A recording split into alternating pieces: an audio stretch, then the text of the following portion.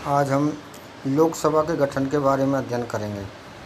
तो हमने पढ़ रखा है अनुच्छेद 79 के अंतर्गत कि लोकसभा संसद का निम्न सदन होता है। लोकसभा भारतीय संसद का निम्न सदन अथवा लोकप्रिय सदन होता है। क्योंकि निम्न सदन इसलिए बोलते हैं कि अनुच्छेद 79 में इसका उल्लेख, जब संसद का गठन किया गया था तो उसमें राज्यसभा के बाद लोकसभा का नाम आया है, इसलिए लोकसभा को निम्न सदन कहते हैं। इसको लोकप्रिय सदन इसलिए बोलते हैं कि इसके सदस्यों का चुनाव जनता के द्वारा प्रत्यक्ष रूप से किया जाता है, और क्योंकि प्रत्येक लोकसभा क्षेत्र से वही प्रतिनिधि निर्वाचित होता है जिसको सबसे अधिक मत मिलते हैं, इसलिए उसको लोकप्रिय व्यक्ति कहा जाता है या लोकप्रिय उम्मीदवार या लोकप्रिय सांसद कहा जाता है। और ये लोकप्रिय सांसद जिस सदन में जाते हैं उसको बोलते हैं लोकसभा, इसलिए इसको लोकप्रिय सदन के नाम से भी जाना जाता है, जिसका गठन संविधान के अनुच्छेद 81 के अनुसार किया गया है। तो जब हमने राज्यसभा का गठन पढ़ा था तो राज्यसभा का गठन था अनुच्छेद 80 के अंतर्गत, और लोकसभा का गठन का उल्लेख किया गया अनुच्छेद 81 के अंतर्गत। तो अब इसके सदस्यों की बात कर लेते हैं कि प्रारंभ में लोकसभा के कुल सदस्यों की संख्या 500 थी। कितनी थी? 500 थी। यानी आप ऐसा कह सकते हैं कि मूल संविधान में लोकसभा के सदस्यों की संख्या 500 थी।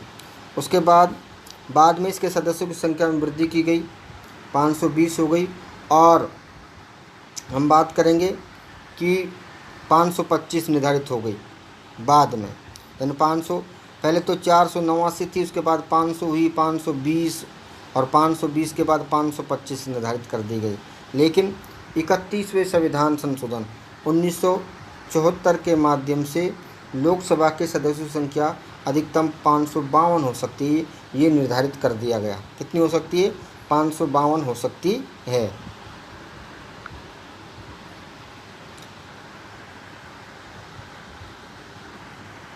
अब इसमें हम प्रमुख रूप से निम्न बातों का उल्लेख करेंगे। सबसे पहले हम बात करते हैं कि लोकसभा का गठन है। मैं आपको पहले बता दिया कि लोकसभा को निम्न सदन बोलते हैं और इसको लोकप्रिय सदन बोलते हैं, और ये अस्थायी सदन भी है, कई नाम है इसके। तो मैंने बता दिया आपको निम्न सदन क्यों कहते हैं कि अनुच्छेद 79 में जब संसद का गठन किया गया था तो उल्लेख किया गया था कि भारतीय संघ की लिए संसद होगी जो राष्ट्रपति और 2 सदनों से मिलकर बनेगी, जिनके नाम क्रम से राज्यसभा और लोकसभा होंगे। चूँकि राज्यसभा का नाम पहले आया है इसलिए राज्यसभा को उच्च सदन कहते हैं, और लोकसभा का नाम बाद में आया इसलिए लोकसभा को निम्न सदन कहते हैं। इसके बाद इसको लोकप्रिय सदन कहते हैं। लोकप्रिय सदन कहते हैं क्योंकि इसके सदस्यों को चुनाव जनता द्वारा प्रत्यक्ष मतदान के माध्यम से सर्वाधिक मत पाने के आधार पर किया जाता है, तो वो लोकप्रिय सांसद होता है। तो लोकप्रिय सांसद या लोकप्रिय जो निर्वाचित जो व्यक्ति है जो जिस सदन में जाएगा उसको लोकप्रिय सदन के नाम से जाना जाता है। इसको अस्थायी सदन के नाम से भी जानते हैं क्योंकि राष्ट्रपति प्रधानमंत्री की सिफारिश पर लोकसभा को 5 साल से पहले भी भंग कर सकता है। अब हम इसके सदस्यों की बात करेंगे। तो मैं आपको स्पष्ट कर देना चाहता हूं कि लोकसभा के सदस्यों की अधिकतम संख्या 552 हो सकती है, और ये निर्धारित किया गया था 31वें संविधान संशोधन 1974 के द्वारा। 31वें संविधान संशोधन 1974 के माध्यम से ये निर्धारित किया गया कि लोकसभा के सदस्यों की अधिकतम संख्या 552 हो सकती है। जब ये 552 होगी तो 552 के भी हम टुकड़े कर लेते हैं।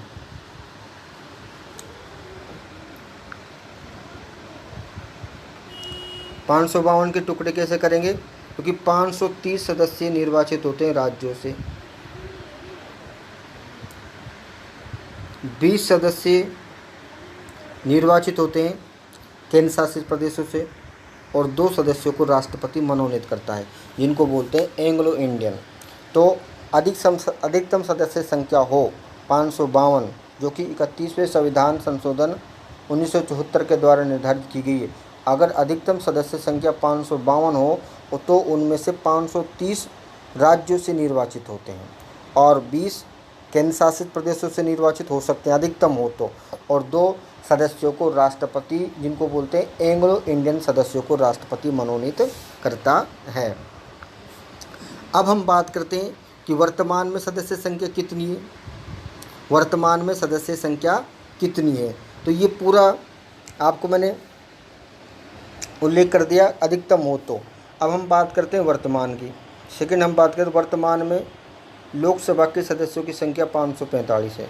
तो 545 में से टुकड़े करेंगे तो 530 तो निर्वाचित हैं राज्यों से, 13 सदस्य निर्वाचित हैं केंद्र शासित प्रदेशों से और 2 सदस्य राष्ट्रपति द्वारा मनोनीत हैं। तो 530 राज्यों से निर्वाचित हो गए, 13 केंद्र शासित प्रदेशों निर्वाचित है। अब हम अगस्त 2019 से पहले की बात कर रहे हैं, क्योंकि अगस्त 2019 के बाद तो 2 केंद्र शासित प्रदेश और अस्तित्व में आ गए, जिसमें जम्मू कश्मीर और लद्दाख है, लेकिन हम पहले की बात कर रहे हैं। तो जो 13 सदस्य केंद्र शासित प्रदेशों से चुने जाते हैं, उनमें अकेले दिल्ली से 7 और बाकी जो 6 केंद्र शासित प्रदेश है बचे, उनसे एक सदस्य निर्वाचित किया जाता है। तो कुल मिला के कितने सदस्य हो गए? 13। यानी दिल्ली से कितने? 7। बाकी और जो केंद्र शासित प्रदेश है, चाहे पांडिचेरी की बात करें, लक्षद्वीप करें, अंडमान निकोबार की बात करें, दमन दीव की बात करें, नगर हवेली की बात करें, ठीक है ना, तो इन सब से एक सदस्य निर्वाचित किया जाता है और दिल्ली से 7। तो कितने हो गए? 13। और 2 सदस्यों को राष्ट्रपति मनोनीत करता है अनुच्छेद 331 के अंतर्गत। अनुच्छेद 331 के अंतर्गत यदि राष्ट्रपति को लगता है कि लोकसभा के जब चुनाव हुए तो उसमें एंग्लो इंडियन यानी आंग्ल भारतीय समुदाय का समुचित प्रतिनिधित्व नहीं, तो ऐसे 2 सदस्यों को राष्ट्रपति मनोनीत करता है या कर सकता है। तो आप प्रश्न पूछोगे सर ये एंग्लो इंडियन कौन होते हैं? एंग्लो इंडियन होते हैं आंग्ल भारतीय, अर्थात ऐसे व्यक्ति जिनके पूर्वज में से यानी माता पिता में से कोई एक भारतीय हो और एक क्या हो? अंग्रेज हो। तो जो उनकी संतति है जो भारत में निवास कर रही है उनको बोलेंगे एंग्लो इंडियन। तो हमने पढ़ लिया, ये दोनों बात आपको मैंने बता दी। उसके बाद हम बात करते हैं, क्योंकि किताब में भी स्पष्ट दे रखी है, तो मैंने आपको पहले भी बताई थी वे कि 530 विभिन्न राज्यों से निर्वाचित हो गए। अगर अधिकतम 520 है तो अगर अधिकतम 552 है तो, और 20 सदस्य केंद्र शासित प्रदेशों से और 2 सदस्यों को राष्ट्रपति क्या करता है? मनोनीत करता है, एंग्लो इंडियन आंग्ल। तो ये टोटल हो गए 552। लेकिन वर्तमान समय में आपको बताया था 545 है, जिसमें 533 विभिन्न राज्यों से चुने गए हैं, 13 सदस्य केंद्र शासित प्रदेशों से और 2 सदस्यों को राष्ट्रपति ने क्या किया है? मनोनीत किया है। इस प्रकार हम कह सकते हैं कि वर्तमान समय में लोकसभा के सदस्यों की संख्या 545 है। तो मैंने आपको अधिकतम हो तो भी किस प्रकार चुने जाएंगे केंद्र शासित प्रदेशों से, राज्यों से, और कितने मनोनीत होंगे ये भी आपको बता दिया। और वर्तमान समय में 545 है, 545 में 533 विभिन्न राज्यों से निर्वाचित है, 13 केंद्र शासित प्रदेशों से, और केंद्र शासित प्रदेशों में दिल्ली से 7, बाकी से एक, तो कुल 13 हो गए। और 2 सदस्य एंग्लो इंडियन जो राष्ट्रपति के द्वारा अनुच्छेद 331 के अंतर्गत मनोनीत किए गए हैं। अब ये किस राज्य से कितने सदस्य निर्वाचित किए जाएंगे, ये मैंने आपको पहले बताया था कि संसद के 2 सदन हैं, लोकसभा और राज्यसभा। तो लोकसभा में जनसंख्या यानी जनता का प्रतिनिधित्व है, तो किसके आधार पर? जनसंख्या के आधार पर। और राज्यसभा में राज्यों का प्रतिनिधित्व, लेकिन वे भी जनसंख्या के आधार पर है। तो विभिन्न राज्यों में लोकसभा के स्थानों का आवंटन जनसंख्या के आधार पर किया गया। किसके आधार पर किया गया? जनसंख्या के आधार। इसलिए अकेले उत्तर प्रदेश से 80 सदस्य निर्वाचित करके भेजे जाते हैं। तो ये जीके का प्रश्न है। सर्वाधिक उत्तर प्रदेश है लोकसभा में भी और राज्यसभा में। तो लोकसभा में किसने निर्वाचित करके भेजे जाते हैं? 80, और राज्यसभा में 31। इसके अलावा महाराष्ट्र से 48 और राजस्थान से 25। तो राजस्थान का ध्यान रखेंगे। राजस्थान से राज्यसभा में कितने चुने जाते हैं? 10। और ये तो किस में हो गए? राज्यसभा में। और लोकसभा में कितने चुने जाते हैं? 25। कितने? 25। तो आपसे प्रश्न पूछा जा सकता है कि संसद में राजस्थान से कितने सदस्य निर्वाचित करके भेजे जाते हैं। संसद पूछ लिया जाए तो आप कितना लगेंगे, 10 + 25 = 35, यानी राजस्थान से 35 सांसद निर्वाचित करके भेजे जाते हैं। आगे हम बात करेंगे संविधान के अनुच्छेद 82 में परिसीमन आयोग का गठन का प्रावधान किया गया। अभी परिसीमन आयोग क्या होता है, ये निर्वाचन क्षेत्रों का सीमांकन करता है। परिसीमन आयोग क्या करता है, निर्वाचन क्षेत्रों का सीमांकन करता है। निर्वाचन क्षेत्रों का सीमांकन, और 10 वर्ष पश्चात, यानी 10 वर्ष के बाद, 10 वर्ष बाद, प्रत्येक 10 वर्ष बाद करता है। तो संविधान के अनुच्छेद 82 में परिसीमन आयोग के गठन का प्रावधान है। तो कौन सा अनुच्छेद के अंतर्गत है, अनुच्छेद 82 के अंतर्गत, जिसके अनुसार प्रत्येक जनगणना की समाप्ति पर, अब जनगणना कितने वर्ष बाद होती है, 10 वर्ष बाद होती है। तो जनगणना के बाद, जनगणना की समाप्ति पर राज्यों को लोकसभा में स्थानों का आवंटन, यानी लोकसभा में किस राज्य से कितने सदस्य जाएंगे इसका आवंटन, और प्रत्येक राज्य के प्रादेशिक निर्वाचन क्षेत्रों को, यानी विधानसभा के सदस्यों, जो विधानसभा क्षेत्र हैं उनका भी आवंटन किया जाता है, पुनः आवंटन किया जाता है, पुनः निर्धारण किया जाता है। ठीक है, तो ये भी 10 वर्ष बाद होता है। ऐसा किया गया है जनसंख्या के नियंत्रण के उद्देश्यों को पूरा करने के लिए। और 84वें संविधान संशोधन 2001 के द्वारा ये प्रावधान 2026 तक स्थगित कर दिया है। यानी लोकसभा के सदस्यों की अधिकतम संख्या 552 होगी, वर्तमान समय में 545 है। किस राज्य से कितने निर्वाचित करके भेजे जाएंगे ये निर्धारित कर दिया गया है 2026 तक। कौन से संविधान संशोधन अधिनियम के माध्यम से, 84वें संविधान संशोधन अधिनियम के माध्यम से। अब हम बात करते हैं ये तो लोकसभा के सदस्यों के निर्वाचन की बात। तो लोकसभा के सदस्यों के निर्वाचन में हम सीधे बात पर जाएंगे कि अनुच्छेद 326 के अनुसार 18 वर्ष या अधिक उम्र के वयस्क नागरिक जिनका नाम मतदाता सूची में पंजीकृत है, वे मतदान द्वारा लोकसभा के सदस्यों का निर्वाचन करेंगे। किसके द्वारा, मतदान के माध्यम से निर्वाचित करेंगे। और भारत में आपको पता वही प्रत्येक निर्वाचन क्षेत्र से वही कैंडिडेट विजयी होता है जिस प्रत्याशी को सबसे ज़्यादा मत प्राप्त होते हैं, इसलिए उसको लोकप्रिय प्रत्याशी कहा जाता है। क्या कहा जाता है, लोकप्रिय प्रत्याशी कहा जाता है। तो ये निर्वाचन हो गया कि लोकसभा के सदस्यों का निर्वाचन अनुच्छेद 326 के अंतर्गत 18 वर्ष या अधिक उम्र के वयस्क नागरिकों द्वारा किया जाता है। और प्रश्न 1 भी बनता है, क्या बनता है कि सार्वभौमिक वयस्क मताधिकार का उल्लेख कौन से अनुच्छेद के अंतर्गत किया गया, तो अनुच्छेद आएगा 326 के अंतर्गत किया गया है।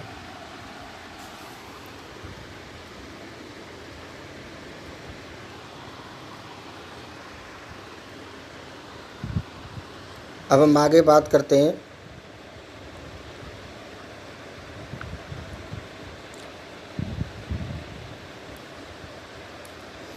कि देखो लोकसभा में अनुसूचित जाति और जनजाति के लोगों के लिए स्थानों का आरक्षण किया गया है। तो ये लोकसभा में अनुसूचित जाति के लिए 84 सीट और अनुसूचित जनजाति के लिए 47 सीट आरक्षित हैं। इसका मैंने आपको पहले भी उल्लेख कर दिया। यानी एससी के लिए कितनी सीट आरक्षित है, 84, और कितनी सीट आरक्षित, 84, और एसटी के लिए कितनी आरक्षित है, 41 सीट आरक्षित हैं। अगर हम मूल संविधान की बात करें तो मूल संविधान में यानी प्रारंभ में मूल संविधान में एससी के लिए कितनी सीट आरक्षित थी, 79, और एसटी के लिए कितनी थी, 41। अब 47 हो गई है, कितनी हो गई है, 47। जो एससी की पहले 79 थी वो बढ़कर कितनी हो गई है, 84, और एसटी के लिए जो पहले 41 थी वो कितनी हो गई है, 47 हो गई है। तो ये प्रश्न पूछा जा चुका है 2018 में कि लोकसभा में अनुसूचित जाति और जनजाति के लिए कितने सीट आरक्षित हैं। तो ये प्रश्न 2018 में पूछा जा चुका है 1 नंबर का। अब हम आगे बात करेंगे लोकसभा के कार्यकाल की बात करेंगे।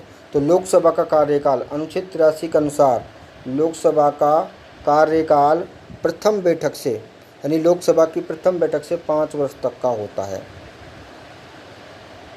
5 वर्ष तक का होता है, प्रथम बैठक से 5 वर्ष तक का होता है अनुच्छेद 83 के अंतर्गत। 5 वर्ष की समाप्ति पर लोकसभा स्वतः ही भंग हो जाती है, लेकिन 5 वर्ष बाद तो स्वतः ही भंग हो, लेकिन मैंने आपको बताया था कि लोकसभा अस्थायी सदन है, क्यों है, लेकिन अनुच्छेद 85 के अनुसार राष्ट्रपति कभी भी लोकसभा को भंग कर सकता है। किसकी सिफारिश पर? प्रधानमंत्री की सिफारिश पर कर सकता है, भंग कर सकता है। इसके अलावा समय से पहले भंग कर सकता है और विपरीत परिस्थितियों में आपातकाल में आपको होता है लोकसभा के कार्यकाल को बढ़ाया भी जा सकता है।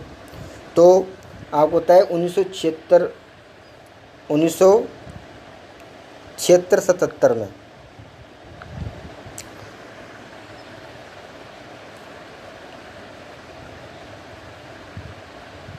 1976-77 में लोकसभा के कार्यकाल को बढ़ाया गया 1 वर्ष के लिए, क्योंकि 1971 में चुनाव हुए थे और 1971 के बाद 5 वर्ष होते हैं 76 में। तो 76 में कार्यकाल इसलिए बढ़ा दिया गया क्योंकि उस समय इंदिरा गांधी की सरकार थी और इंदिरा गांधी जी प्रधानमंत्री थी। उन्होंने 25 जून 1975 को आपातकाल लगवा दिया था आंतरिक शांति के नाम पर। तो जब आपातकाल लगा दिया तो 76 में चुनाव नहीं हो सकते, इसलिए उन्होंने 1 वर्ष के लिए कार्यकाल बढ़ा दिया, तो 77 तक हो गया कार्यकाल। उसके बाद चुनाव हुए तो 1 वर्ष के लिए कार्यकाल बढ़ा दिया गया।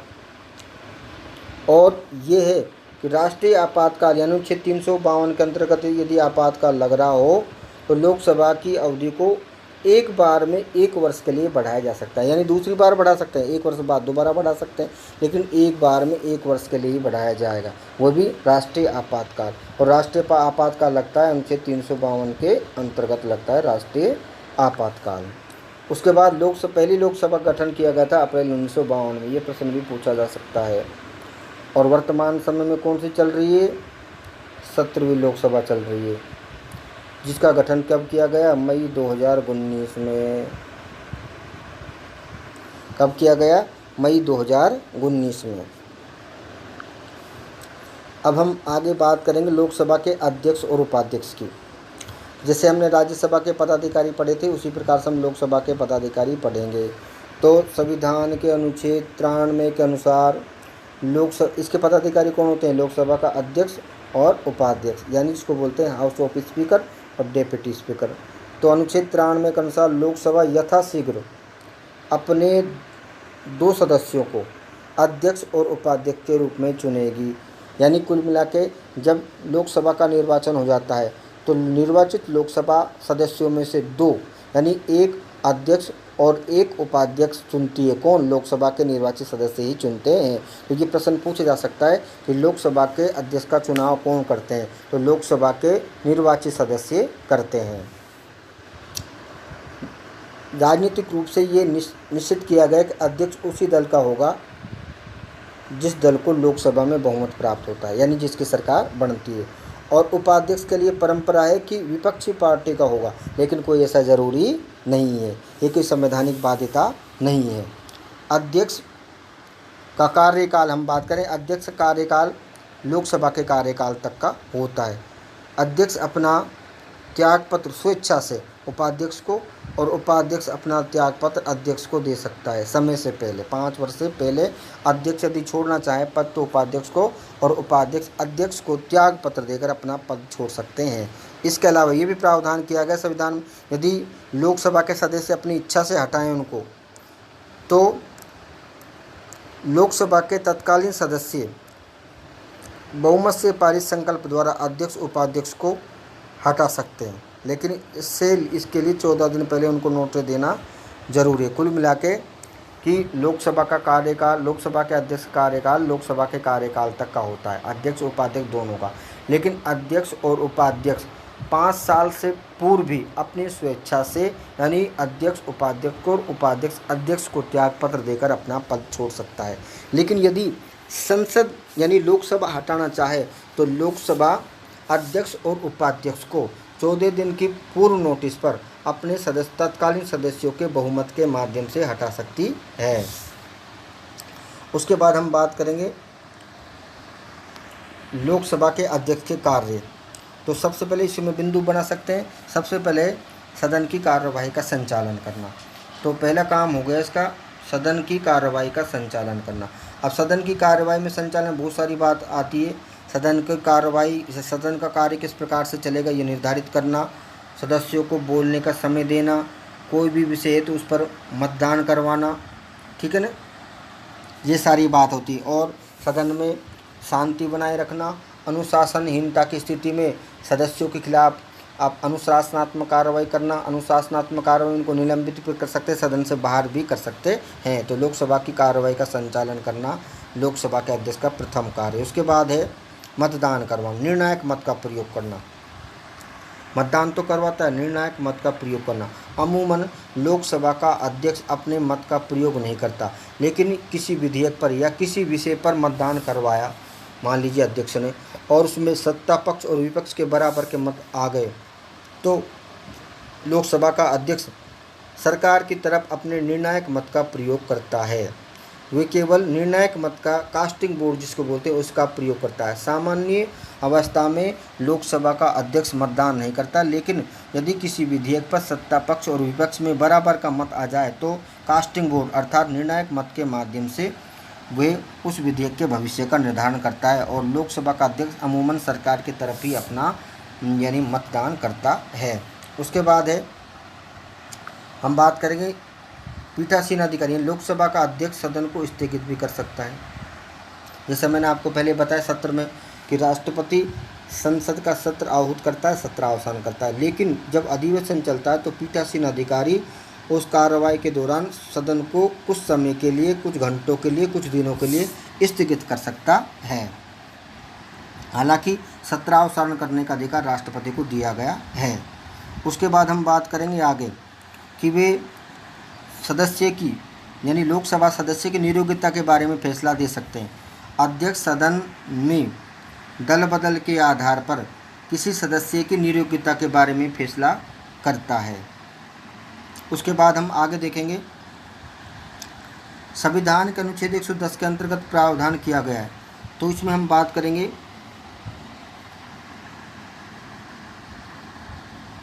धन विधेयक की कि कोई विधेयक धन विधेयक है अथवा नहीं, इस पर विवाद उत्पन्न हो जाता है तो उस विवाद का समाधान कौन करता है? लोकसभा का अध्यक्ष। कौन से अनुच्छेद के अंतर्गत? अनुच्छेद 110 के अंतर्गत कि कोई विधेयक धन विधेयक है अथवा नहीं, तो इस पर विवाद उत्पन्न हो जाता है तो विवाद का समाधान लोकसभा अध्यक्ष द्वारा किया जाता है। इसलिए हम कह सकते हैं कि धन विधेयक का प्रमाणीकरण करना।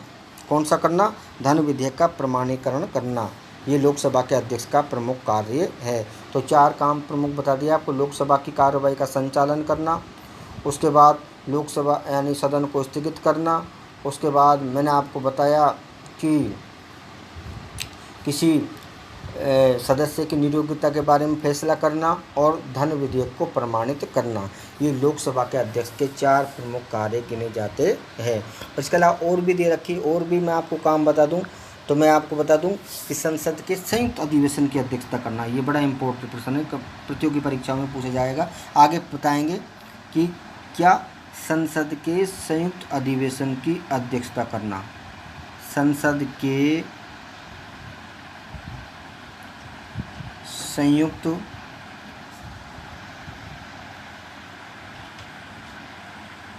अधिवेशन की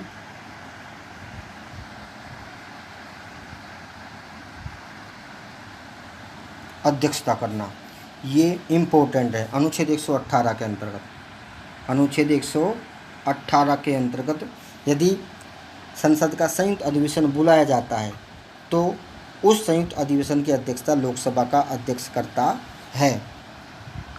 अब प्रश्न उठता है कि संयुक्त अधिवेशन किन परिस्थितियों में बुलाया जाता है? तो मान लीजिए साधारण विधेयक पर लोकसभा और राज्यसभा में मतभेद हो जाता है, तो उस मतभेद को यानी साधारण विधेयक पर, कौन से विधेयक पर? साधारण विधेयक पर। अभी विधेयकों के बारे में बताएंगे आपको, लेकिन यहाँ बता देते हैं साधारण विधेयक पर यदि लोकसभा और राज्यसभा में मतभेद हो जाए, लोकसभा और राज्यसभा में क्या हो जाए, मतभेद हो जाए तो अनुच्छेद 108 के अंतर्गत, अनुच्छेद 108 के अंतर्गत राष्ट्रपति संसद का संयुक्त अधिवेशन बुलाता है। संसद का संयुक्त अधिवेशन बुलाता है कौन है, राष्ट्रपति। लेकिन उसकी अध्यक्षता कौन करता है, लोकसभा का अध्यक्ष। बुलाता अनुच्छेद 108 के अंतर्गत है और अध्यक्षता करता है लोकसभा का अध्यक्ष अनुच्छेद 118 के अंतर्गत। उसके बाद हम बात कर लेते हैं कि स्वतंत्र भारत की जो पहली लोकसभा बनी उसके प्रथम अध्यक्ष कौन थे, श्री गणेश वासुदेव मावलंकर। ये प्रश्न आपसे पूछा जा सकता है। यानी लोकसभा के प्रथम अध्यक्ष थे श्री गणेश वासुदेव मावलंकर और उपाध्यक्ष थे श्री अनंत शयनम अयंगर। दोनों प्रश्न पूछे जा सकते हैं। अब वर्तमान समय में ये तो प्रथम हो गए। अब जो 17वीं लोकसभा है, 17वीं लोकसभा का अध्यक्ष कौन है, श्री ओम बिरला। श्री ओम बिरला जो कोटा राजस्थान से सांसद हैं और अभी उपाध्यक्ष का, यानी 1 साल से ज़्यादा समय बीत गया है लेकिन उपाध्यक्ष का निर्वाचन अभी नहीं किया है, इसलिए उपाध्यक्ष का पद अभी खाली है। तो श्री ओम बिरला 7वीं लोकसभा के अध्यक्ष हैं।